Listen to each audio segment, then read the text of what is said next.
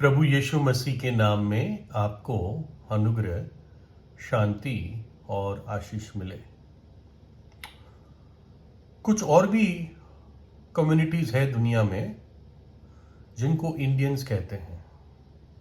एक तो हम इंडियंस हैं जो हिंदुस्तान में रहते हैं, भारत में रहते हैं, लेकिन कुछ और भी इंडियंस के नाम से कम्युनिटी जानी जाती है, जैसे रेड इंडियंस होते हैं, अमेरिकन इंडियंस होते हैं। तो ये पुराने समयों में उन इलाकों में रहते थे और नॉर्मली ये लोग जंगल में रहने वाले, कबीलों में रहने वाले ऐसे लोग होते थे और इनके प्रधान होते थे। और बचपन से ही इनको, स्पेशली जो पुरुष होते थे, लड़के होते थे, उनको युद्ध की टेक्निक्स सिखाई जाती थी और कैसे एक योद्धा को सारे संघर्ष झेलने पड़ते हैं ये सिखाया जाता था। तो इनके अपने ही जवानों को ट्रेन करने के तरीके होते थे और जब 13 साल पे लड़का आ जाता था तो उसको सारी ट्रेनिंग देना शुरू करते थे, जैसे शिकार करना और कैसे रस्सियों से गांठ बांधना, जिसको हम स्काउटिंग कहते हैं, और जंगल में तंबू डाल के या कोई ऐसा डेरा डाल के जंगल में रात बितानी पड़े वो सिखाते थे। मछली कैसे पकड़ना ताकि आदमी भूखा ना रह जाए। तो ऐसी सारी स्किल्स उनको सिखाते थे 13 साल की उम्र पे। और आखिर में एक लास्ट टेस्ट होता था, आखिरी इम्तिहान, और वो ये होता था कि उसकी आंख पे पट्टी बांधी जाती थी उस जवान के, और उसको उसके गांव के लोग जो और मैच्योर परिपक्व योद्धा थे उसको उठा के, चाहे घोड़ों पे या गाड़ी पे, जो भी उस समय साधन होते होंगे, उसको एक घने जंगल में लाते थे आंख पे पट्टी बांधकर, और फिर उसको जंगल की सबसे घनी एरिया में उतार देते थे और उसको कहते थे कि 15 मिनट तक या 10 मिनट तक, जो भी टाइम होगा, अपनी इस आंख की पट्टी को मत उतारना। उसके हाथ खुले होते थे, है ना, आंख की पट्टी को मत उतारना। और जब 10-15 मिनट हो जाए उसके बाद अपनी आंख की पट्टी को उतारना। और इस प्रकार से उसको पूरी रात उस सबसे घने जंगल में बितानी होती थी, 13 साल के लड़के को अकेले। और शायद इसके पास कोई हथियार भी नहीं होता था।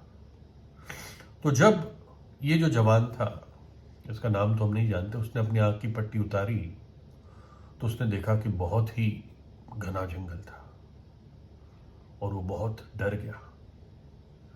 कभी भी उसके पैर से भी नीचे कोई टहनी टूटती थी और आवाज आता था तो उसको यही लगता था कि कोई अभी जानवर मुझ पर लपकेगा।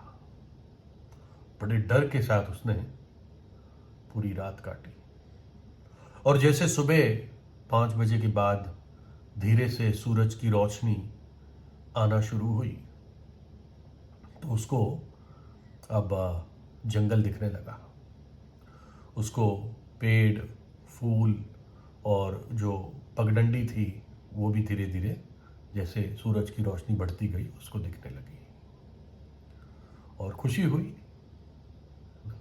और फिर उसने एकदम देखा कि कोई एक व्यक्ति खड़ा है और उस व्यक्ति के हाथ में बो एंड एरो, धनुष और बाण है। और ध्यान से देखा तो उसका अपना फादर था, उसका पिता था। यानी पूरी रात उसका फादर उस जंगल में ही था, उस पर निगरानी रख रहा था, है ना। वो लड़का अकेला नहीं था, लेकिन उसको मालूम नहीं था और पिता की चिंता थी कि उस पर निगरानी रख रहा था। शायद ये रूल होता होगा कि बाप अपने आप को दिखाएगा नहीं और कहीं ना कहीं आसपास रहेगा। भजन संहिता की पुस्तक में 23 भजन में उसकी 4वीं आयत में लिखा है, चाहे मैं घोर अंधकार से भरी हुई तराई में होकर चलूं, है ना। एक और अनुवाद इस तरह से कहता है, चाहे मैं मृत्यु के साये की तराई से वादी से भी होकर चलूं तो भी हानि से ना डरूंगा, क्योंकि तू मेरे साथ रहता है। तेरे सोटे और तेरी लाठी से मुझे शांति मिलती है। घोर अंधकार, मृत्यु के साये की तराई, valley of shadow of death. और जब एक व्यक्ति इस मृत्यु की तराई से निकलता है या निकलती है अपने आखिरी क्षणों में, व्यक्ति बहुत डरता है। लेकिन भजन लिखने वाला कहता है मैं नहीं डरता हूं, है ना, क्योंकि मेरे लिए ये मृत्यु की तराई नहीं है, सिर्फ मृत्यु का साया है, और साया मेरा कोई भी नुकसान नहीं कर सकता। प्रभु यीशु मसीह मृतकों में से जी उठा। उसने मृत्यु के डंक को तोड़ा।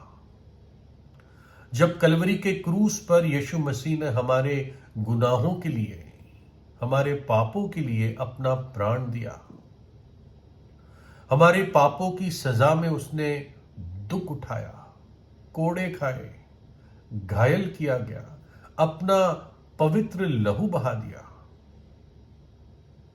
और हमारे एक एक पाप के लिए प्रायश्चित अर्पण किया। उसके बाद उसने अपना प्राण दे दिया। लेकिन बाइबल बताती है कि प्रभु यीशु मसीह तीसरे दिन मृतकों में से जी उठा। उसने मृत्यु के डंक को तोड़ा। इसलिए अब जो प्रभु यीशु पर विश्वास करता है या करती है, उस पर मृत्यु डंक नहीं मार सकती। वो व्यक्ति अब नरक नहीं जाएगा, क्योंकि प्रभु ने वो सारा दुख सह लिया। प्रभु ने मृत्यु के डंक को तोड़ा। और इसलिए भजन लिखने वाला कहता है कि अब वो मृत्यु मेरा कोई नुकसान नहीं कर सकती। सिर्फ उसका साया है जिससे मैं निकल जाऊंगा और परमेश्वर की उपस्थिति में प्रवेश करूंगा। कहता मैं किसी हानि से नहीं डरूंगा, क्योंकि मेरी हानि होनी नहीं है। मेरे लिए तो मृत्यु अनंत जीवन के लिए, परमेश्वर की उपस्थिति के लिए एक द्वार है। बहुत सारे लोग मौत से डरते हैं। एक सुनने में आता है, एक ऐसा तानाशाह था जो मौत से इतना डरता था कि मौत का जिक्र उसके सामने होना नहीं चाहिए। उसके लिए अलग से अखबार छपता था जिसमें मौत शब्द का कोई जिक्र ना हो। मेरी मम्मी बताती है ऐसे भी परिवार होते हैं। जब इतने हवाई जहाज नहीं थे इंडिया में, तो बॉम्बे से अहमदाबाद जाते थे तो एक परिवार के दो भाई उस एक ही ट्रेन में कभी ट्रैवल नहीं करते थे, अलग अलग ट्रेन में ट्रैवल करते थे। अगर ट्रेन का एक्सीडेंट हो जाए तो दोनों भाई एक साथ ना मर जाए और परिवार पे और मुश्किल आ जाए कि एक तो बचा रहे ताकि परिवार को संभाल सके, दोनों परिवारों को, माँ बाप को ना। लेकिन एक विश्वासी अगम्य ज्योति में प्रवेश करता है, परमेश्वर की उस भयंकर पवित्र उपस्थिति में प्रवेश करता है। लेकिन यह आदर सिर्फ उसके पास है जो प्रभु की भेड़ है। क्योंकि इसी भजन में पहली आयत है, यहोवा यानी प्रभु यीशु मसीह मेरा चरवाहा है, मुझे कोई घटी ना होगी। अगर आप अपने पापों से पश्चाताप करते हैं, प्रभु यीशु पर विश्वास करते हैं, तब आप प्रभु की भेड़ बनते हैं। वो आपका चरवाहा, आपके जीवन का चरवाहा, रखवाला बन जाता है। वो आपकी चिंता करता है, जैसे वो बाप अपने बेटे के लिए पूरे रात छिपकर जंगल में उसको देखता रहा ताकि वो बेटा अपनी एग्जाम, इम्तिहान पास कर ले और योद्धा के रूप में जाना जाए।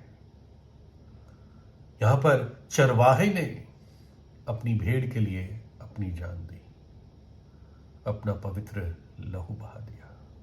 चरवाहे ने भेड़ के लिए, भेड़ के पापों को, मेरे और आपके पापों को, भेड़ यानी मैं और आप, अपने ऊपर उठा लिया, अपने शरीर में उस कलवरी के क्रूस पर। ताकि हमें नरक ना जाना पड़े।